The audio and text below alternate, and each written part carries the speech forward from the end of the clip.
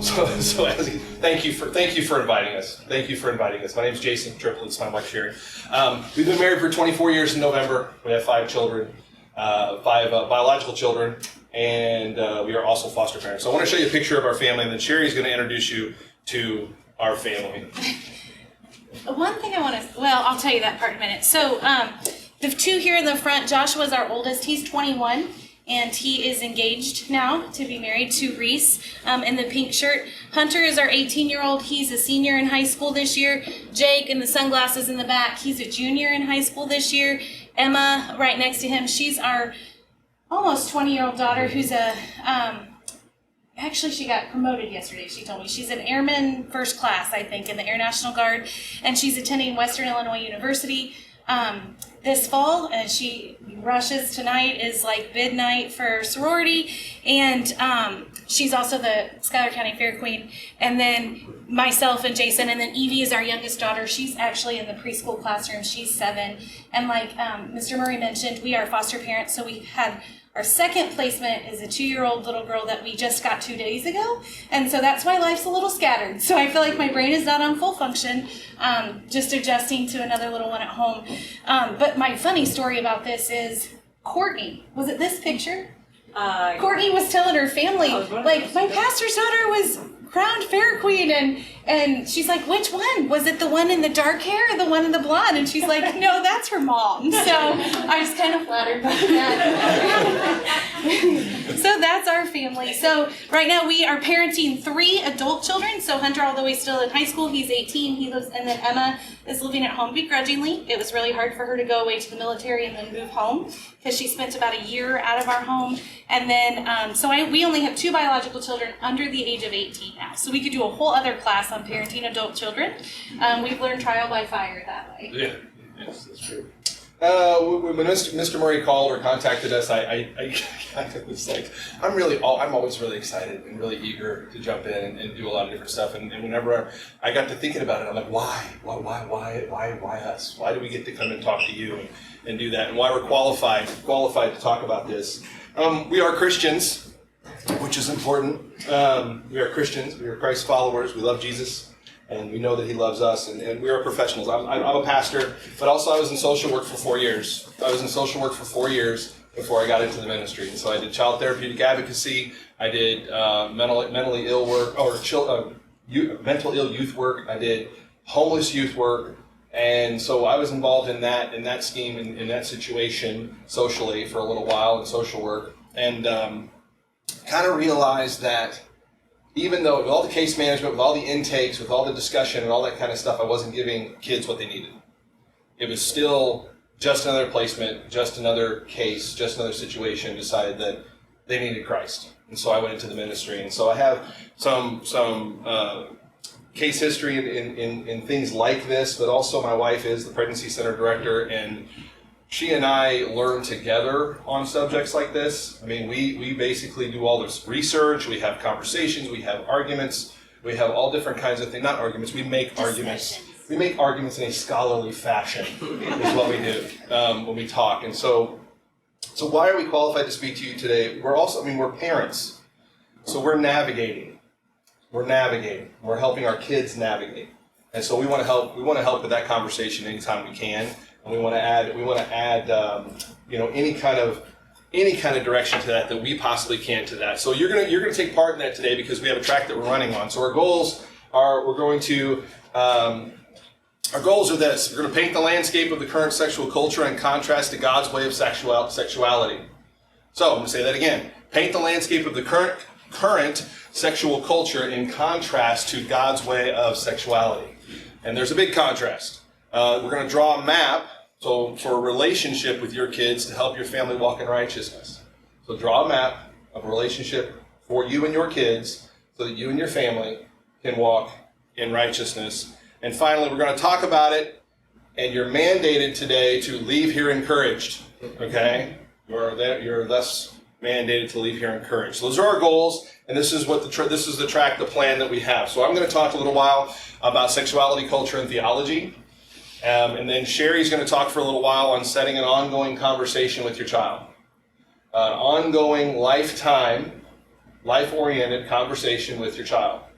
And so Cheri's an expert in that, and she can talk on that. And then the last thing we're going to do is we're going to open discussion. And then, if you're quiet, I have some prompts. Okay? I just want to warn you, I don't think you want the prompts. Okay? I don't pull many punches. I don't hold back. Cheri holds back all the time. I don't hold back at all. So first things first, we're gonna start off, and I don't want to get the wheels rolling and then go to a yawn and get all bogged down. But we're gonna start with a video, okay? I want to start with this video, and so what we're doing is we're gonna get us up to date. You have to get your minds, get your hearts, get your understanding up to date to this day, as if yesterday you were learning something different about sex and culture than today. Because with the internet, who knows, right? Fast moving, communication moves exceedingly fast. Feels like you can't keep up with it, right? Spins really, really fast. So we're going to get us up to yesterday, okay? And then we'll talk about today. So I have a video for us to watch. I hope you all can see it.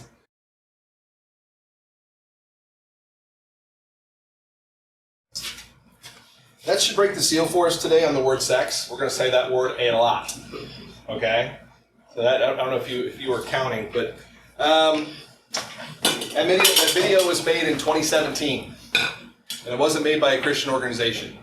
And they're making a read on culture. They're making a read on culture that I think you maybe saw or heard at the end. There was a proposition saying that if women did this, then this would happen. You saw this proposition.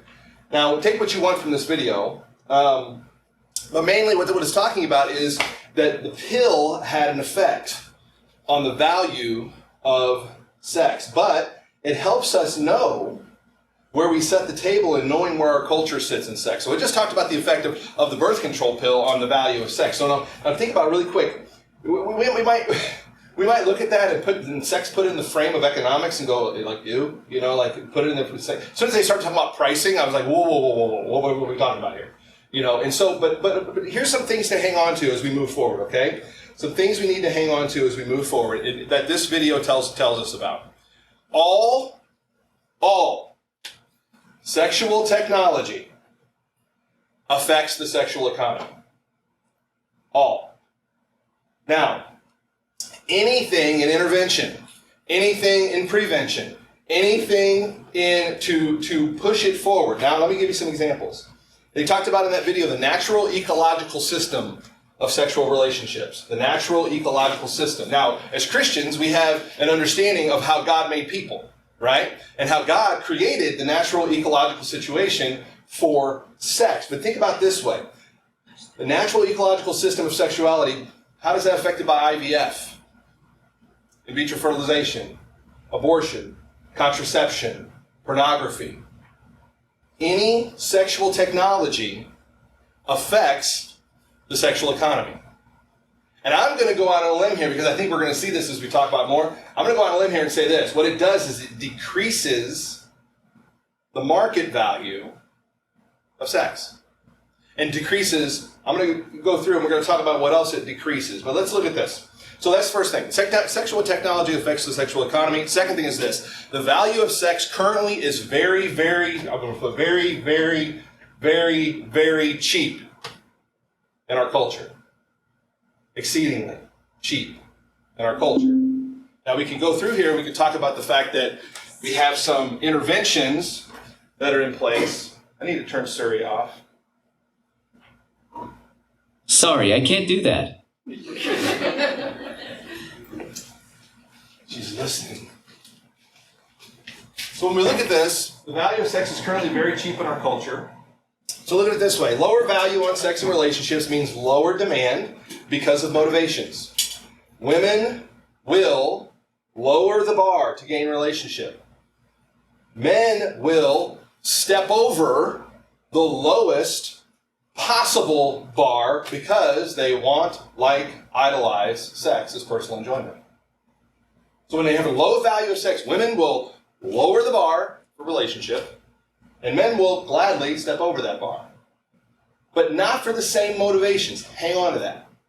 Not for the same motivations. So when you have a higher value on sex, only in the context of marital relationship means a higher demand because of motivations. And women set that market. The video is right. Women set that market. Because if women don't, that's a breach of the law, right? Correct? Women set the market. They keep the bar high, and automatically what happens is this. As soon as women keep the bar high, the field narrows. The field narrows. The standard is developed. And worthy men, while fewer, will meet that bar. High value, low value. We see some of that. So we're going to hang on to those things as we go through this. Hang on to this as we go forward too.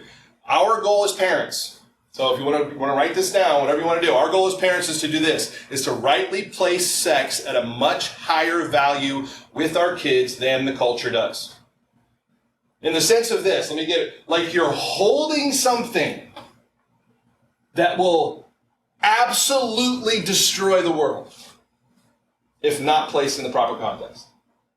And it will. And it is. We have a foster child at home. If I told you her story, you would agree. And so we place that high bar, that high standard. Our goal as parents is to rightly place sex at a much higher value with our kids than culture does. Something as special, something as unique, something as precious. God created, which it is. So, I make this argument. So here's some simple solutions, right? What if women collectively, all women in here, look at me. What if you collectively decided that you weren't having sex or even allowing anybody to see you naked until you were married? What if women, all of a sudden, there's a chip in your brain, y'all communicate, it seems like that, maybe that's true anyway, but the thing, y'all communicate immediately that's the order 66, that's the order. No sex, nobody can see us naked until we're married. Problem solved, right? Problem solved. I make this argument with my wife. What if men all collectively decided to implement a guy code that they wouldn't have sex or even look at a woman with lust until they were married? Problem solved, right? It's not that easy. It's not that easy. We're individuals. And those individuals pile up in groups and create a culture. And here's what you need to know as we start to have the conversation about culture. We're moving away from getting us to yesterday, okay? Actually, about 80 years in the past, 50 years in the past, up to yesterday. And as we move into the culture, this is what you need to know. Because you're a collection of people that are in a room together. This Trinity Academy has a culture. But you are also part of the bigger culture. Because you're individuals within it. You can't escape it. You can't run from it. You are in it. And so you have a responsibility within that. We'll talk about that later. But we're going to go here next. American sexuality in our post-Roe era. So this is now the discussion on where we are now. So this is today. American sexuality in our post-Roe era. So this comes from John Stonestreet. He's with the Colson Center on Christian Worldview. And the reason why I frame it as the post-Roe era, because Roe v. Wade is overturned. But our current culture's view on sexuality, where we stand today, is the evolutionary end, is the progression of ideas of the sexual revolution. So we're talking 1960s, 1970s. Where we sit now, today, is the progressive evolution of the sexual revolution. Evolution of the revolution. I didn't even try to do that.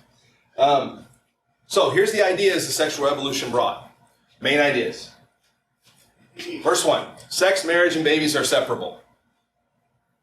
Sex, marriage, and babies are separable. And the video hit this a little bit. The economics of sex video hit this a little bit. Sex, marriage, and babies are separable. And what we know is this, is that they're not. But our culture believes they are. And so that's one idea. And then we see this is a progression. So it started off as a one concept and one thought in the 60s and 70s, and it's moved on. So here's where it started. Here's the progression. Starts off as sex without marriage. And this looked like, in the 60s and 70s, declaring independence is what it looked like. Declaring independence from, the 1950s, what is Father Knows Best, Leave It to Beaver, all those, it's like declaring independence from the 50s into the 60s is what it looked like. Sex without marriage. Then we went to, as we progressed along, sex without babies. And that comes from idolizing the sexual fantasy experience. In our culture, there's an idolization, as in like worship. What I mean by idolization, not like American Idol. I'm talking about like worship of the sexual fantasy experience. Sex without babies was brought on and assisted by contraception and abortion.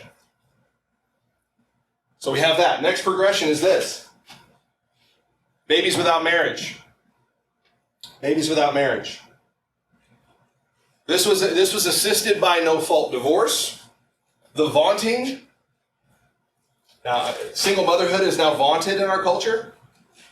And conversely, the downplay of fatherhood in our culture.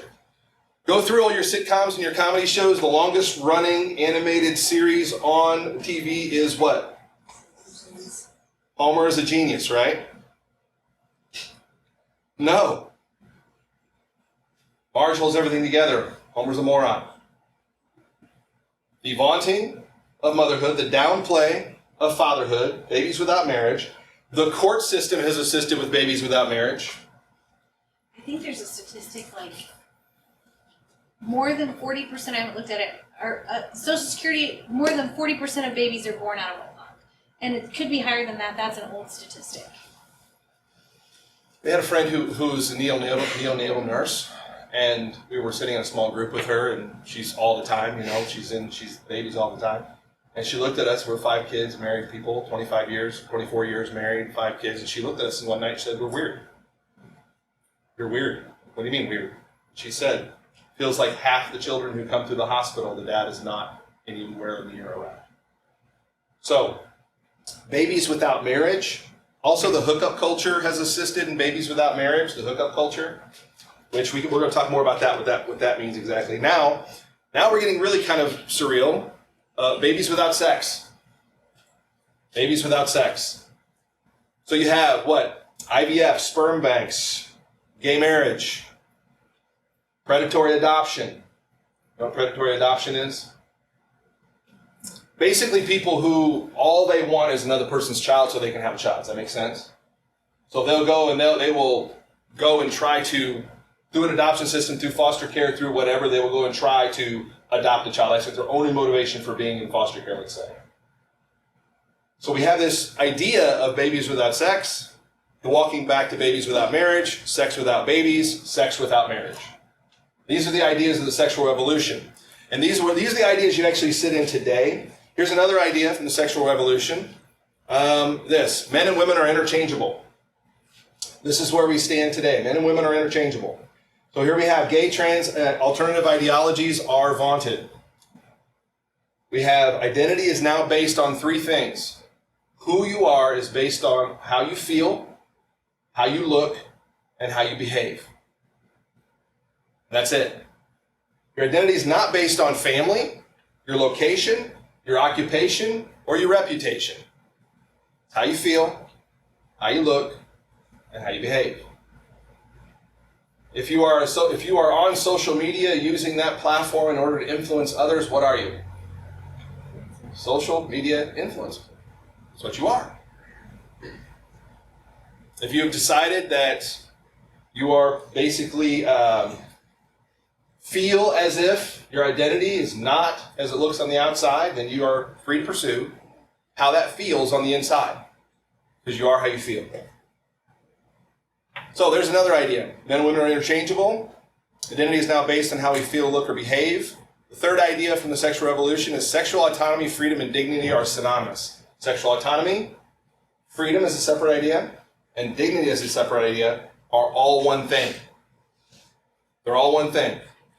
So if you have a sexual autonomy, you should be therefore free to exercise that autonomy, and because of that, you have dignity.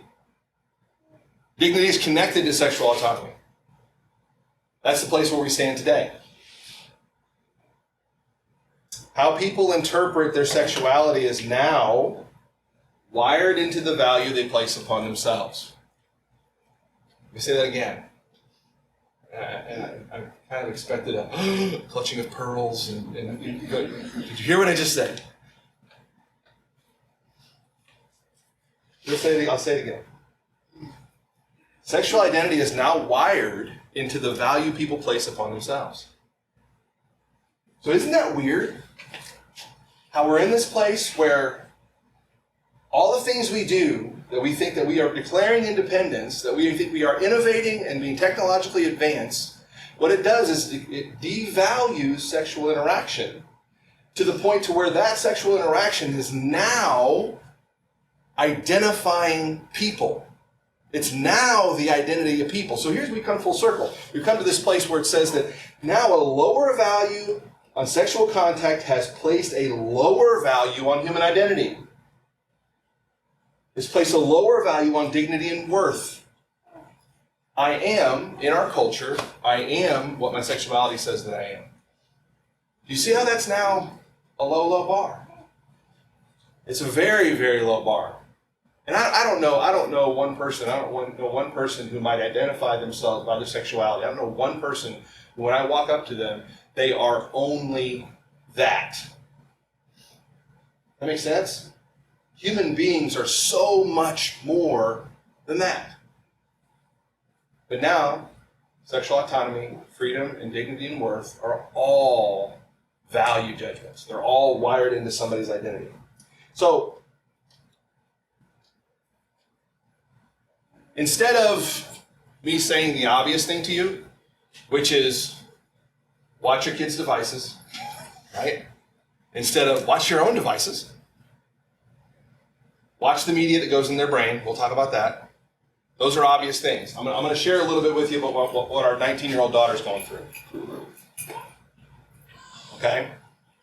So our 19-year-old daughter, who is like my wife was saying, she's an airman in the Air Guard, and she's a freshman in college. Here's her navigation of culture. So my wife went to Mobile, Alabama a week ago to go to a conference. I'm home alone. My daughter wants to talk to me about what she's seeing at college, what she's seeing in the culture. That was a 2-hour conversation. We were locked in. We were locked in for 2 hours. She wasn't, we weren't. This is what she's telling me. This is what she's telling me. Sexual contact is a handshake. So it's as common. It's as everyday as saying hello. And so she's navigating this. The relational motivations are still very apparent, though. Even though sexual contact is a handshake, very, very low value, very, very low market price, and sexual contact is a handshake, the motivations are still very prevalent. Okay? She's battling this. She's trying to navigate this, and she's asking my wife and I about it. So here's the motivations. Women want strongly connected, intimate and validating relationships. That's what women want. Now, I'm not a woman. Just disagree. Feel free to disagree. Tell me out loud if you like. It depends where you're coming from. Depends where you're coming from. It depends. It's our culture. What do you mean? Here it might be, but not in LA, in Los Angeles. Okay. That's so not- what I said about, what part did I say? What part? That we want strong relationships, not connections. Okay, connection, intimacy, and validating Yeah. relationships. It just depends on where you're from, that you seek that. If you're in a big city, that's not important for women nowadays. Okay. It's not. So what is? I don't know. Anything other than that. They want their freedom. They don't want to be tied down. They don't want kids. Status. They want to look nice. They want to have the BBL look. They want to do all that. Okay. I come from LA, so that's what I'm saying. I Okay. come from a small No, town. so that's it's great. So how would you place that in the framework of what we just talked about?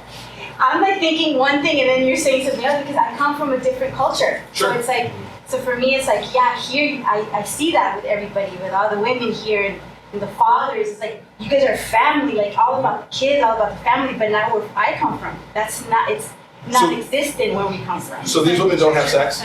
Oh, they have sex, Okay. but sex for them, the more partners that they have, the more power they have. Great. Okay, good. Very good. They don't save it. Absolutely. Go ahead. So. Go ahead, Cheri. And I was asking, is that inside your church cultures or outside the church culture? I'm talking like culture, like where you grow up, your environment. LA general. LA, big cities, New York, just it's a different culture. Even the churches are different there. Everything's different. So for me, it's like, I think I told Heather that it's different for me because I see things two ways, like just like if you have two languages going, you think Spanish, but you speak English, or you know what I mean? It's like you think differently. So for us, like, if my husband was here, he'll say the same thing. It's like, for us, we will look at each other like, yeah, it's not where we're coming from. Like, for us, sex for us, and where we come from, it's an empowerment for us. It's like, we don't need a guy. We don't need a man. You know, we could be by ourselves. We don't need you. So if I could just rephrase what they're saying in the video, I think I can actually correlate the two of them perfectly. So the idea is power. It is not necessarily the relationship, it is control and it is power. Yeah. So women want control, they want the power, they want the safety. And so the safety that they are getting in that culture is by having all the partners, having that image that they are looking for. So the root of human motivation has not changed between what we see in the small town, what they're seeing in the big town. How it manifests itself is going to be different, though. Sure. Yeah. Go ahead, hon. And I see that at the pregnancy center when I have girls come in. It's like, men are stupid, boys are stupid. I don't need a man. I see that even in our small town. I do see that. And it's sad because if you see studies, I mean, single moms, they're 5 times more likely to have kids that are drug addicts, that go to jail, that drop out of high school. It's sad to say, because, you know, we want to think that, oh yeah, we're powerful, we're better than, but it's not. Like, we do need a father. And that's a whole other can of, like, and there's it's another all kinds thing. of. So for us, where I come, it's like, for us, it's like, more sex, the better. It's not in my case, because my mom didn't teach us like that. I was 36 when I had sex. I married my husband, and I am so glad you said that. I am so glad you said that. Thank you for the interpretation of that. Because let me finish that other thought real quick, and then we'll head into this next thought. Okay? Would you agree that you want relationships? Not necessarily male-female relationship, but you want relationships. Okay. So let's say I'm talking about the base, and I know what you're talking about, because we're going to get this, and you're going to see that you are so very right. Okay. But at the base of what we're looking for is validation, relational connection, and intimacy. For women. For men, it's different. Encouragement, acceptance, and respect. Men are seeking encouragement, acceptance, and respect. Women are seeking intimacy, validation, relational connection. Now, they may not be getting it from men, absolutely, but they're getting it somewhere. Now, validation might come from, I don't even think one of the things that you said, maybe their friend groups saying, yeah, girl, you're right. Hang on one second. Yeah, girl, you're right. So understand there's 2 sets of motivations, right? And what you described is this next piece, and this is my daughter's dealing with. The battle rages. The battle rages. And what this has actually done is set women and men against each other in a power struggle. Did you have something? I was just going to chime in about how where women are getting the relationships. I remember my wife telling me that girls don't put on makeup to look good for guys. They put on makeup to look good for the other girls. And so the relationship, the validation that they're getting is a lot from their peers. It's not necessarily always from the partner. Okay, now wait a minute. We're 2 guys talking. Is that true? I would to a degree, yes. Okay. All depends. But it sounds like you would agree, though. It sounds like we would agree, though, that there is some genuine tension, right? Genuine tension, and we see that with the power struggle. Got to get my power, right? And my daughter actually looked at me in the kitchen. We're sitting there, and she's like, "Dad, do you realize that some of my friends, Dad, do you know what a body count is?" And I'm like, nope. A body count is how many men they've slept with. And it's seen as a power thing. As a get yours, don't get taken, don't get fooled. It's seen as that. This battle rages. Men vying for what they're after, and women vying and striving for what they're after. To the point, I think what your example, and I love the juxtaposition of this town and LA. I love that. I think God has you here. Because I can talk and talk and talk, but when you go to LA, you might as well be in New York, right? Okay, so here's the thing. I think what we can say is this, and I say this about Rushville all the time. No dig on Rushville. Rushville's 10 years behind the rest of the country.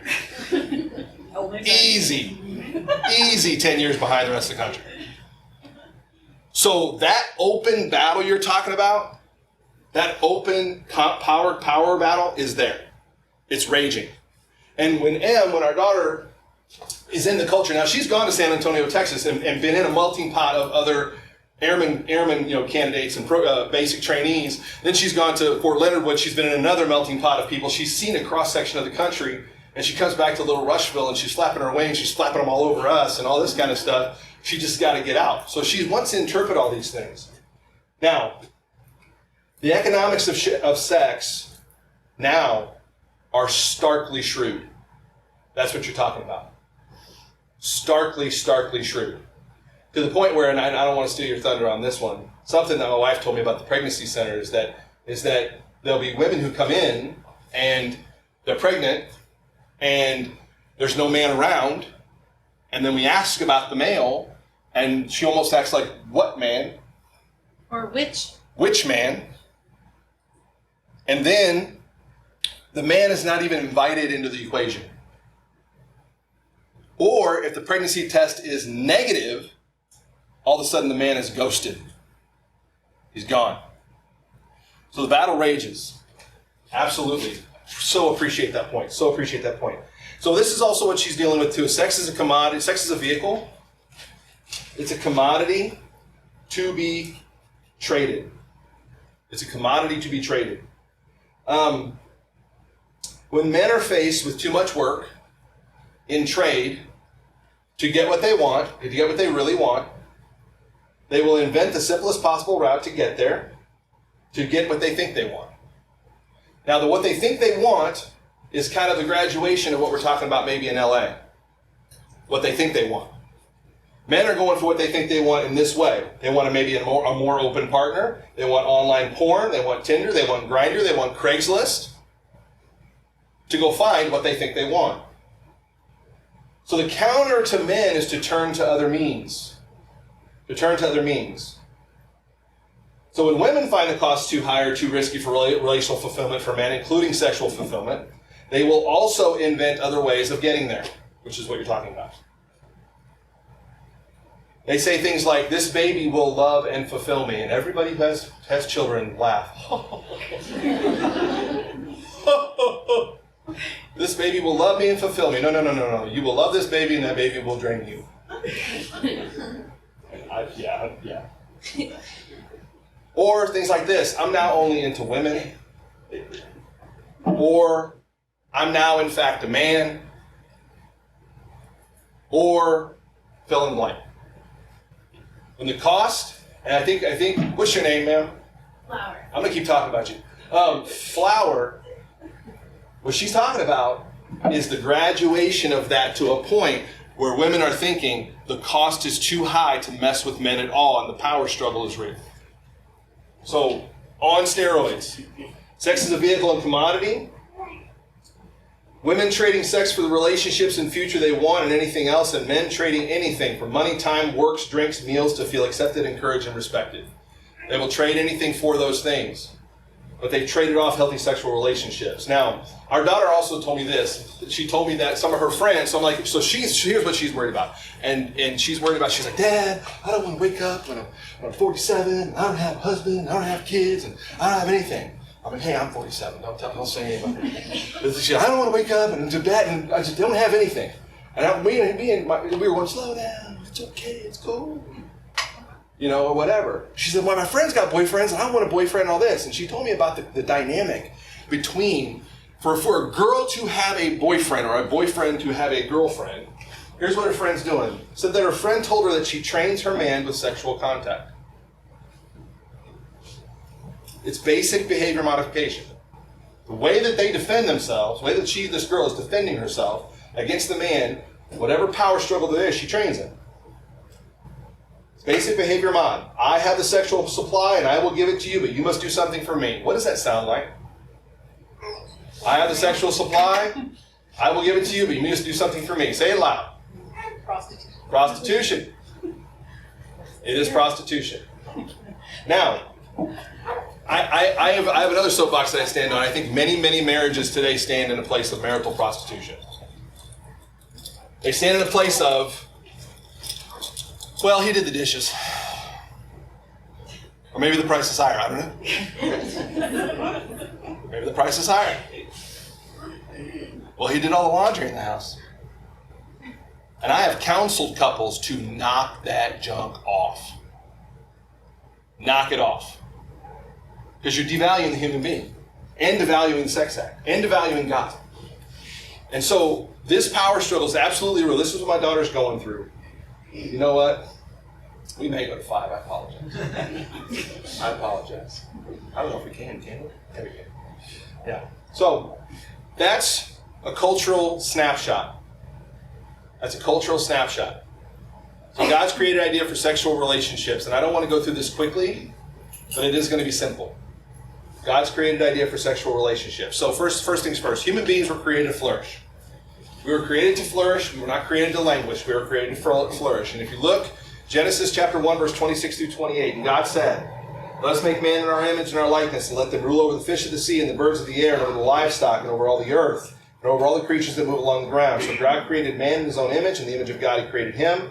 Male and female he created them. And God blessed them and said to them, "Be fruitful and increase in number, fill the earth and subdue it, rule over the fish of the sea and the birds of the air, and over every living creature that moves along the ground." What just happened? Human beings are made equally in God's image. Equal bearers and sharers. And I've had couples that I tell them that you're equal bearers and sharers of God's image in Christ, and they call me a liar. Because why? There is no male, nor female, nor slave, nor free, nor Greek, no Jew, right? We're all one in Christ Jesus, equal bearers and sharers of God's image. But within that, we have a job to do.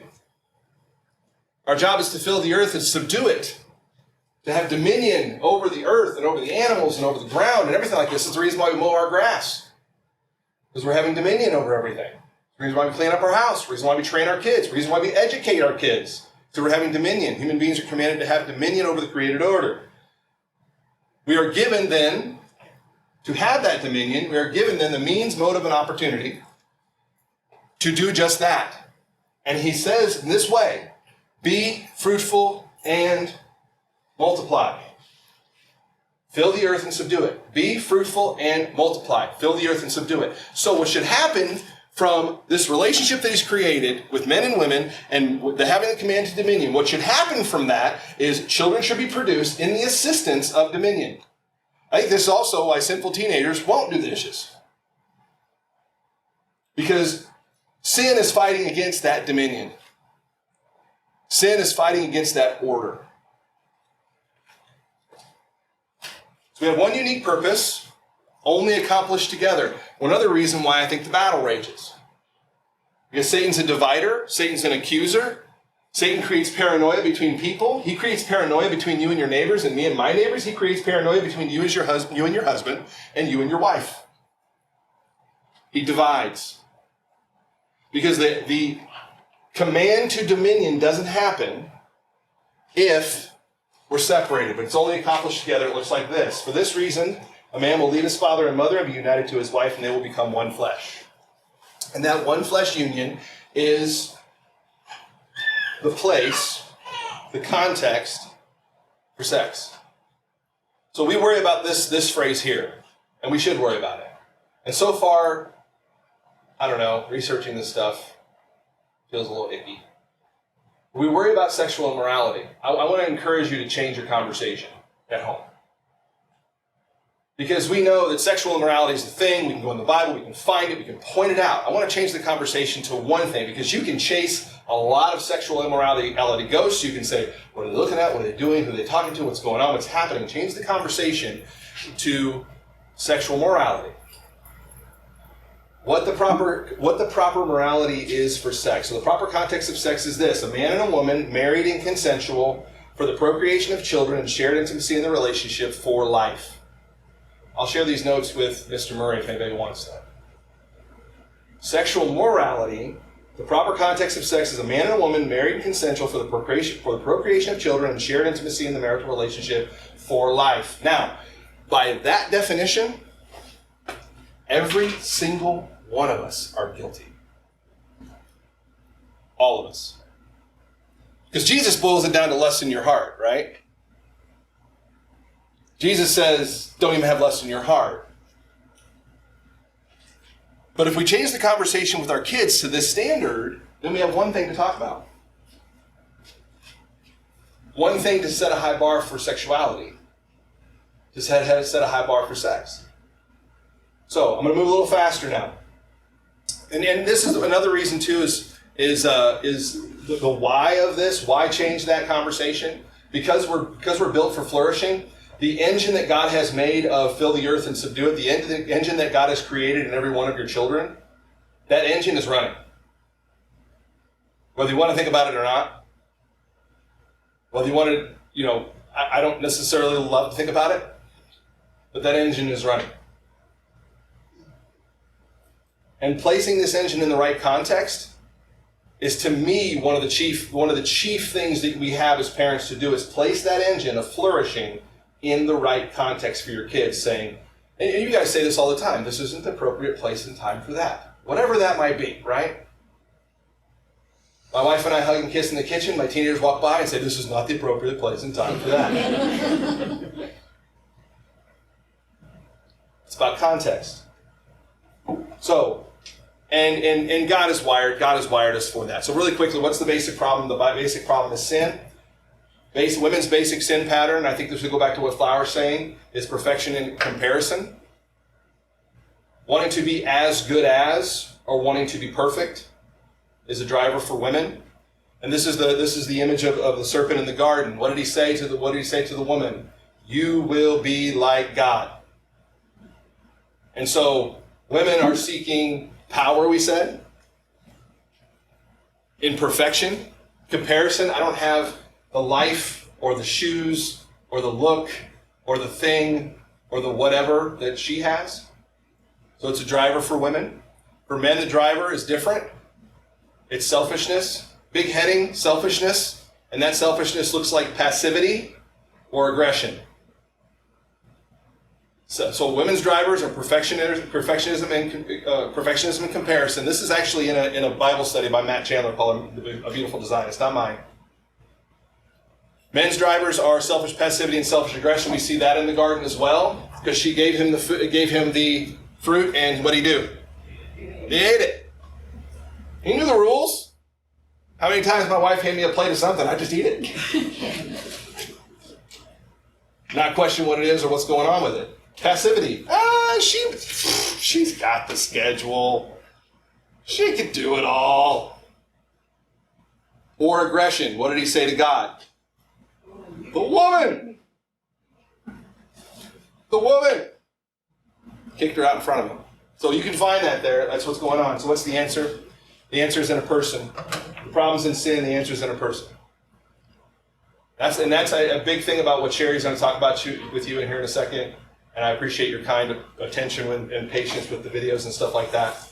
But she's going to lean into this understanding of the Holy Spirit and conversations with your children. So, welcome, Cheri. I don't talk as long as he did, I don't think. And I kept giving him looks like, really come on, babe. Are you going to run the thing? I will run it. Okay. I will run it. I've got it. So my part is, Jason painted the whole picture of the culture and the biblical premise of sexual morality. And so I want to talk to you about how do we bring this to our kids? How do we do this at home? So first thing that I think will kind of help me as I have this discussion is, how many of you are raising children 0 to 5 years old? Okay. How many of you are like 5 to 12? Okay. How many 12 and older? Awesome. That helps me a lot. So a good span. So like Jason mentioned, I'm the director of the Pregnancy Resource Center. I've been there for 10 years. So a lot of what you're going to hear are things that I've picked up from workshops and things that I've done at our National CareNet Convention, as well as speakers I've heard like at Hearts at Home over the years. And you'll get to hear some stories of conversations I've had with my own children. So the first point, are you ready, babe? Yep. Is it's never too early. It's never too early to talk about sex with your kids. And that's why I ask about the age range, because some of you may be sitting here and you're past the threshold where they're like 12 and older. It's already pretty solidified in their mind, kind of where they're at. I say it's never too early because I remember one of the workshops I sat in as we talk about sexual risk avoidance, or they used to call it abstinence training, and a lot of pregnancy centers do that. And I sat in a workshop and the lady said, Your child's brain is like a sponge, and they're going to soak up everything that's put in it. And inevitably in school, your 6-year-old is going to sit by another 6-year-old, like, and your 6-year-old may be the oldest, and the other 6-year-old sitting next to him is the youngest in their family. Like my 7-year-old, she's growing up with teenagers. Truthfully, she knows words and phrases that I wish she didn't at 7, but we have teenagers in our house all the time, and so she probably knows a little bit more. So your 6-year-old that's your firstborn baby that you've protected is probably going to sit by my daughter who probably knows quite a bit more than yours. And when they start pouring in and that sponge is not filled with those things, they're going to soak that up. But if you've been talking about it with them at home or setting some groundwork, then when the sponge is full, what happens? Water just runs out. If you have a full sponge in your sink and you pour water in it, it just runs right out. So they're not going to absorb all that. But also it's not, and here's the other thing. It's not a one-time birds and bees conversation. That's not what it is. It's an ongoing conversation. Matter of fact, I will say, I've said multiple times, parenting adult children is the hardest stage of parenting, but it's also fun.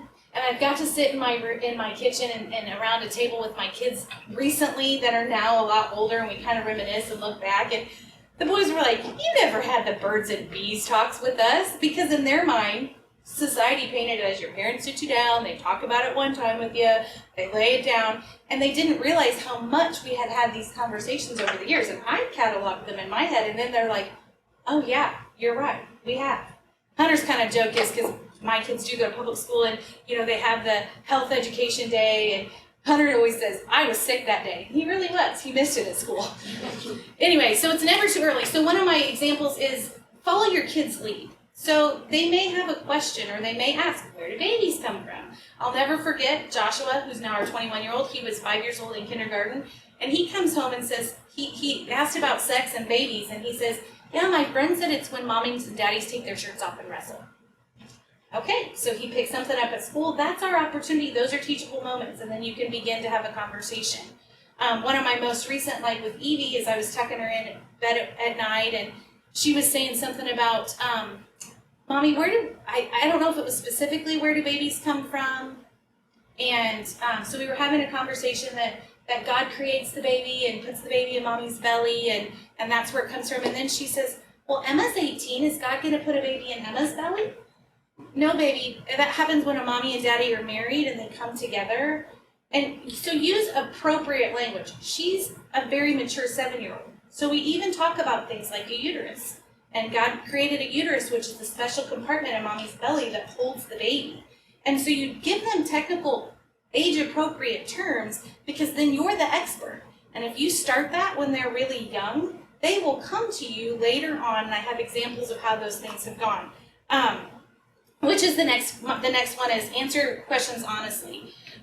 So then one of those pieces is, be unflappable. That's kind of a term we even use in the pregnancy center, like be unflappable. Our clients come in and they'll tell you, "I have no idea who the father of this child is," or they'll tell you a story. And it's our job not to go, "Are you kidding me? Oh my gosh." I mean, that's not going to promote honest, trust-based. So you want to be unflappable when your kids ask questions. So when they start leading a conversation on sex, don't go, "Where did you hear that?" Just, "Oh, really? Can you share some about that? Where's your question?" Find out what they know and then lead the conversation that way. Age appropriate. So, the conversation I'm going to have with my 7-year-old is different than the conversation we're having with our 19, almost 20-year-old. And we've had some very, very honest conversations with our 20-year-old lately. And use proper terms. Again, that makes you the expert. When you start talking about egg and sperm, when you start talking about uterus, it's biology and it's science. And I'm sure many of your children growing up in an agricultural community have seen babies born. They know where babies come out. They don't have to have this idea at a little bitty age that the belly has to be cut open to get the baby out. Natural childbirth is normal and natural, and God created it. So don't be afraid to talk about that with your kids. But some encouragement. I talk about it's never too early, but it's never too late either. So you can sit your kids down and begin to, pray for God. Jason talked about the Holy Spirit. If you are struggling with this and you're going, "My kids are past this age and we haven't really had those conversations," pray about it. God will give you an opening. Your kid will say something that will lead you in that discussion, I promise you. The Holy Spirit can lead that. Hold on, I don't think It's an ongoing conversation. Yep. So it's an ongoing conversation. Like I mentioned, Joshua first mentioned it. Like my recollection was he was right around kindergarten and we started having these conversations. Again, it's ongoing. So he would hear something and he'd come to us. So we actually, Labor Day, were sitting around the table at my parents' house and I reminded him of this conversation. Like, do you remember when you were in 6th grade and I was driving the car and I was dropping you off at our basketball practice and he says to me now, please don't be offended, but this is what my sixth grader says to me. Mom, do you know what it means to get laid? Yeah, bud, I do. I was unflappable. Yeah, so why are you asking? Like, what's your thought? Well, my buddies are talking about that's what they want to do in 7th and 8th grade when they go up to the next age of school. So we got to talk about God's design for marriage. We talked about how it's far more than a physical act, but it has a lot more to do with a spiritual connection and the hormones that happen in your heart and how then it bonds you and connects you to that person forever in some form. And so we got to have those conversations. So then I remember when he was in high school and we were in the car and he was talking about these high school relationships and he sees them like they're together and they break up and we call it rubber banding where they can't really break up because they have been intimately sexually active. And so you see this tug of, and you know it's kind of a toxic relationship. And I said, Josh, are they sleeping together? Yeah. Now you see what I mean. Like when you have that relationship and they can't really break up because they're bonded in some way. So it's that ongoing conversation. So it's like you start when they're young and plant those seeds.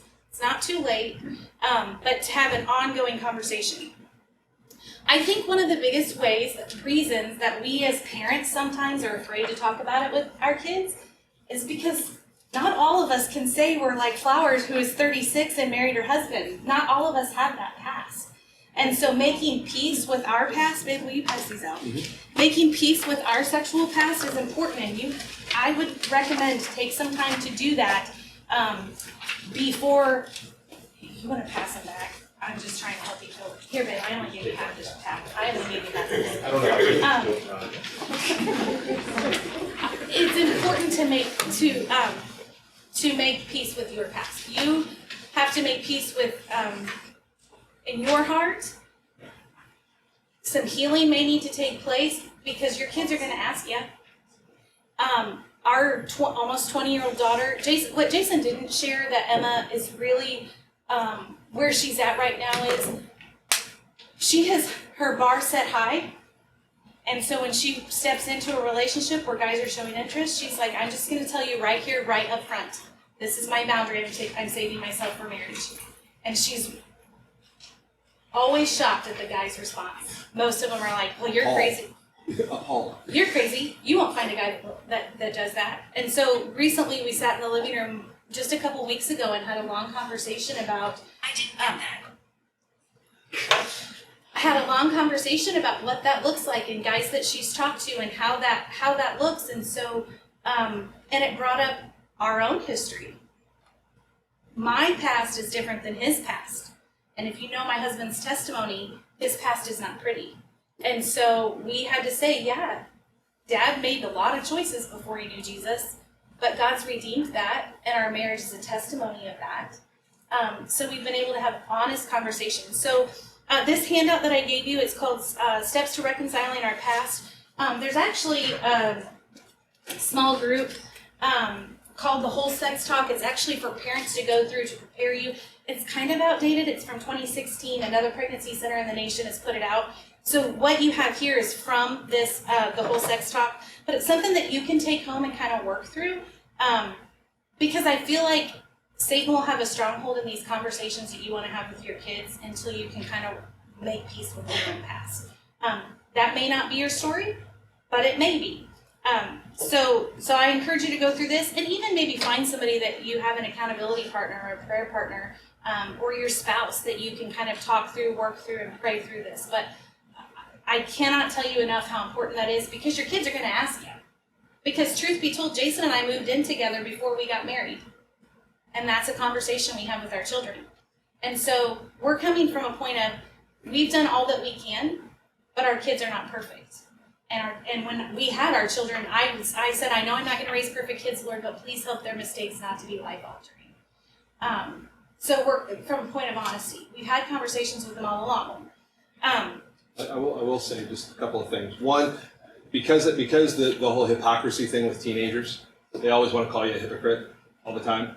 I tell my kids that I'm the cautionary tale. And I fully own the fact of what my past is, and I don't go into deep detail with them, but I do tell them that I'm a cautionary tale. Do not do what I do or what I've done.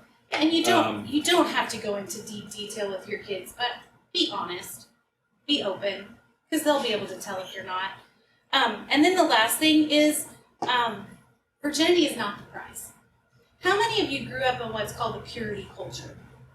Anybody remember that? Like, there was, one of our youth group kids talked about how there was a poster that said, pet your dog, not your date. And really, that's how I grew up. I grew up in a purity culture that, basically you're going to be rewarded if you save yourself till marriage. And it wasn't discussed in my home. My parents did not talk to me. My parents did not, it was just just don't do it, period. And I grew up a pastor's daughter. It's like, just don't do it. There was never this was God's design. This is the repercussions. This is the consequences. This is the beauty of it. This is where it can be painful. It's far more than just physical. It's far more than just STIs and pregnancy, because in today's culture, both of those are treatable. STIs and pregnancy are taken care of between abortion and antibiotics, and so that's not a fear-based. However, I will say our daughter is also, our 20-year-old, she's also researched STIs, and she's like, I just don't know how people do that. Like, just the risk that's out there. So virginity is not the price. We have the video I want Jason to share. 2 minutes. It's a 2 minutes. Let's hope it works. Let me preface this. Dr. Julie Slattery, she is the founder of The way Ministry. we presented the topic of sexual purity has... She's the founder of Authentic Intimacy. I've heard several of her presentations and read a handful of her books. She used to work on Focus on the Family before she started this ministry. So here's 2 minutes of Dr. Julie.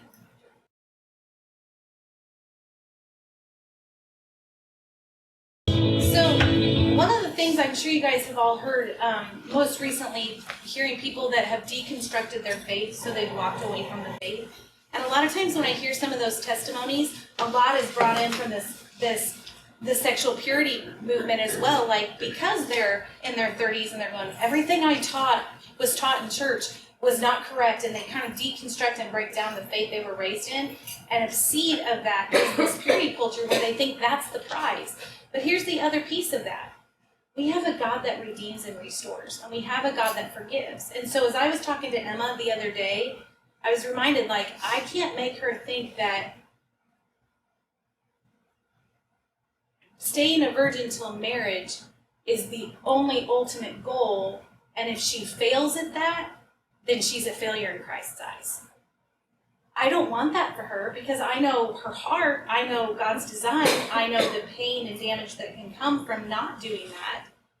But we don't want to paint a picture that when we have people sitting in our church that or kids that fail, then they think there's no way back. And then they just spiral farther and farther down. So as you're having conversations, that value of God's design for marriage and the consequences of not following God's design and those things, but making virginity the ultimate goal is dangerous, because God can redeem that. So yes, that's what we want. That's our desire. And we also talk a lot about, like at the Pregnancy Center, we talk a lot about difference between goals and desires. And this is one of the arguments I get in with some of my colleagues. Sometimes they want to make the goal for us to be successful as changed minds, that women choose life for their baby. But how can we set a goal when someone has free will to make a choice? It's our desire that they would choose life for their baby. It's our desire that they would have a flourishing, healthy family with mom, dad. That's our desire, but we can't make that our goal. Our goal should be that we get to share Jesus with everyone. We get to plant seeds, because that's what I'm responsible for. So with our kids, our goal is that we have these ongoing conversations. Our goal is that we intentionally plant seeds of God's design for marriage and sex. Our desire is that they make healthy, safe choices as they're growing up. If we keep it at the place that if you fail, you're done, or if you fail, you should be ashamed, or fail, you've fallen short. Which I'm not saying any of you guys are doing that. But it also where sin flourishes is in the dark. And so when that is a situation where they haven't hit this mark, then if they don't know that there is a way back, they will sit in the dark with it, and sin will just flourish in that darkness. So I'm sorry. That's great. I wanted to share a couple resources. Like I mentioned, Dr. Julie Slattery, she has a website. It's called Sexual Discipleship. It's really, you can be a member of that, and it's really more for leadership. So like if you're leading youth group or church, but it's a really good resource to kind of equip you and have tools to help people walk through that. And she also has a podcast called Authentic Intimacy. And really the basis of her ministry is, and I've heard her say, like, I think it was like the Hebrew word in scripture was yada, and it's about intimacy, and God uses that many, many times in scripture.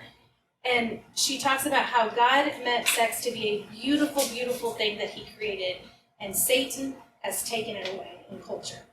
And her whole premise of her ministry is to reclaim that authentic intimacy and take back what Satan has taken away. And a lot of hers is in the context of marriage, because there's a lot of sexual brokenness inside of marriage. And so she's a really good resource. If you're a podcast listener, you can listen to Dr. Julie. And don't listen to it while your kids are around, probably. But those are a couple good tools on the topic. So I think we're ready for Q&A. What was Dr. Julie's last name? Slattery, it's Slattery, I believe. She's a psychologist, I believe. That's where her doctoral degree is in. But she comes at it from a faith, biblical worldview. Well, now it's up to you. You can just go ahead and leave if you want. It's 4:30. Or we can talk as long as you like. So questions, not necessarily for us, maybe questions to discuss amongst us. You know, things like that. Where do you guys want to go with it? Yeah. A term you mentioned that sparked my interest. What is how do you distinguish predatory adoption from just, the regular desire to adopt a child? I think it's a motivation of the heart. I really think it is. Now, if the single motivation is to gain a child, then you're in that space. If the single motivation is to love a child, so paint a picture for you. It's what the child can give them, whether it be status. That's a good or point. money or. I was going to paint a situation for you. Okay, Yeah, a couple maybe has had 2 kids or 3 kids. They don't want to biologically have any more kids, but maybe she wants another kid.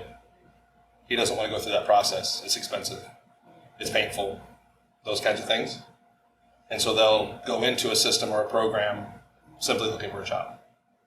And so it's like it's an interesting situation where child welfare, and I get this from social work, child welfare is about what? Loving a child, bringing a child in, giving a child stability, all those kinds of things. Not saying that wouldn't happen in that situation, but let me even paint a better picture. Have you heard the stories recently about gay men having surrogate mothers and the treatment of those surrogate mothers, where there are lawsuits that have come about because maybe the child that's being carried by this woman, the 2 men that want that child, maybe that child's going to damage that woman or hurt that woman or whatever. And all of a sudden, these 2 men are now calling the shots, trying to call the shots for this woman. Or whatever health condition comes as a result of that. It's almost like how it's depicted in the media and how it's depicted in the articles is that they just take the baby and they go. And not even really caring about the woman.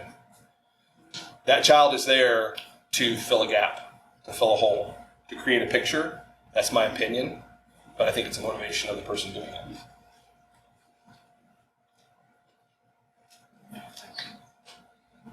To follow up what so like at the pregnancy center we always talk about options, and so adoption obviously is a viable option.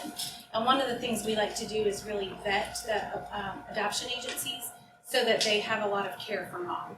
So we want to make sure that mom is cared for in that, because she has empty womb and empty arms, and so she needs as much care in that as well. And so making sure that it's a holistic Christ-like picture and not just devaluing mom or the birth parents. I was going to say too that and there truly is another talking point. There are no consequence-free sexual encounters. Whether it's, I don't care what it is, porn, I don't care what it is. There's no consequence-free sexual encounters, and that's one thing we talk about with our kids is that. One of those conversations we had, I think Josh was in about 8th grade at this time, and the other boys were in the car with us, and we were on our way home from a basketball. Car's the best place to have a conversation with your kid. Take our marriage counselor. When we were going through premarital counseling, we've been to marriage counseling too, but when we were premarital counseling, he said if you're having a hard time, get in a car and take a ride because your best conversations will be had side to side. So, and that's true. Most of those conversations 100%. with their kids have had that happen that way. So we're on our way home from a basketball game. Josh is our oldest, and so we've got all the younger kids in the car. He says, pornography is sin.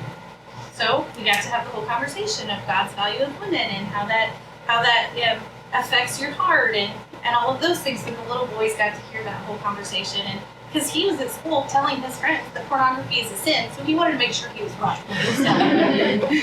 So have those conversations because that very much plays into the topic that we're addressing. And it makes me think of the conversation that I had with our 19, almost 20-year-old, about her vigilance.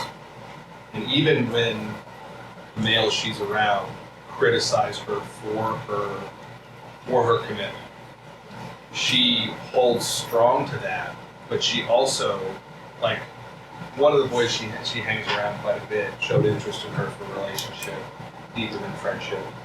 And she had the conversation with him straight up at the beginning, and he's like, so you make me wait? As if that was on his list somewhere of that, so you make, like, me? She's like, get out. Gone. And she's still friends with them, but she's just like, she just kind of puts them in where we go. That's where they're at. That's where they sit. And our conversations with her, although she is old as she is and she is an adult, are still happening where she's, I'm telling her, like, my fear for you is when you get in a relationship and your heart's fully involved, you're going to be more tempted, even though you have this resolve. And so to have those conversations ongoing and be a safe place that they can come back to. And then pray for them. A lot of prayer. I cannot tell you enough, and I know you all know that's why you're here. Pray for them. What else? But just piggybacking on what you're saying, it brings me back when I was growing up because my mom was very transparent.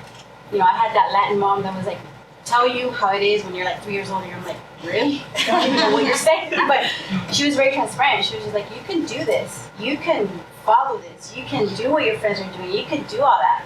But this is what's going to hinder you. This is what your setbacks are. And like I always remember, I was 5 years old, almost the age of my daughter, and she was like, you can kiss boys, but saliva stays in your body for 7 months. And every time I wanted to kiss her, I'm like, are you going to be in my body for 7 months? Nah, you just wait. So those are just the things that they would stick in your brain. Like it wasn't so much like virginity. No, it was like everything but your virginity. This is all that you're losing but your virginity. Virginity is just, you do it, whatever. But it's everything else that you lose. And so it's very interesting what you guys are saying. Even though we come from different backgrounds, those things are very universal. And so it's very interesting. Yeah.